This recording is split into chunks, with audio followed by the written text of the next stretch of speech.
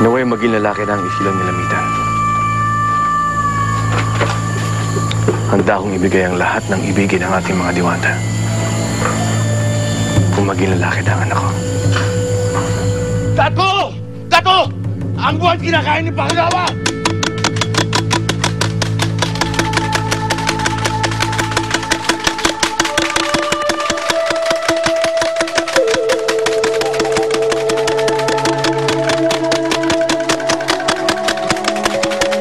Hindi ko gusto ito.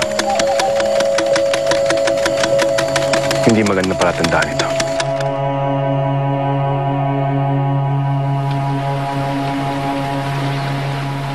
Kung kailan tayo naglalayag, ay saka lumabas si Bakunawa.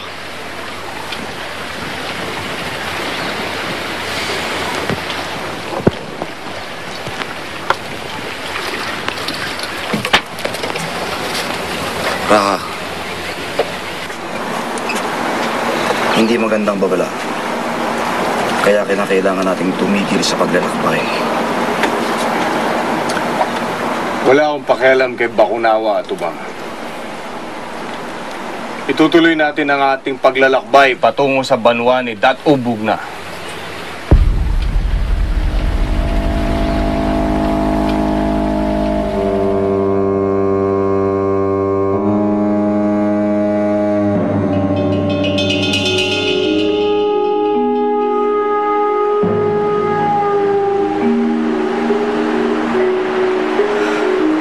Kailan pa wala ang iyong ama sa kapalunitaw si Bakunawa? Loy, ano ba ang Bakunawa? Si Bakunawa ang diwata ng sulad, Agan. Ang lugar kung saan nakatira ang ating mga umalagad o mga namatay na ninuno. Si Bakunawa ay isang higanting ahas pandagat na may malalaking pakpak. Sinasabi na noong nilalang ang mundo ay mayroong 7 buwan na nagbibigay ng liwanag sa langit. Kaya si Bakunawa na narakuya sa kanilang kagandahan ay agad na umahon sa dagat para kainin isa-isang mga buwan. Dahil dito, kaya nagalit si Aba kung kaya't siya'y pinarusahan.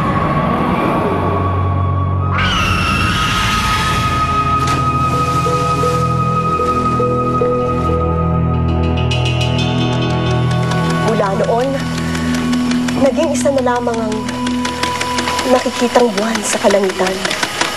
Ngunit paminsan-minsan, umaahon pa rin si Bakunawa upang subukang kainin ng natitirang buwan. Kaya tayo nag-iingay para itaboy siya. Loy, di ba katulad ni Baba si Bakunawa? Bakit mo nasabi yan tungkol sa iyong Papa, Pagan?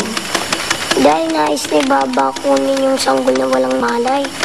Tulad ng nais ni Bakunawa sa buwan.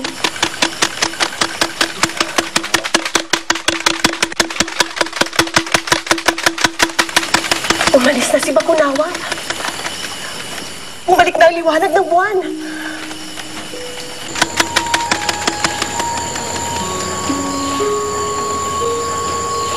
Salamat. At hindi kinain niya Bakunawa ang buwan. Salamat. At muli na siyang lumisan.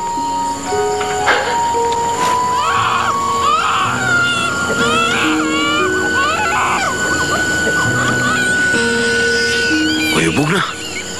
Nagsilang na si Amitan. Narito na ang iyong tagapagbana.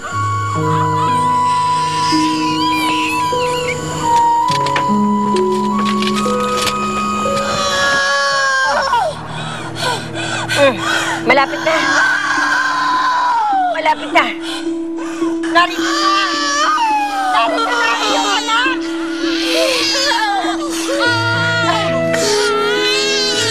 Maida, ano ang kanyang kasarian? Babae. Isang malusog na sanggol na babae.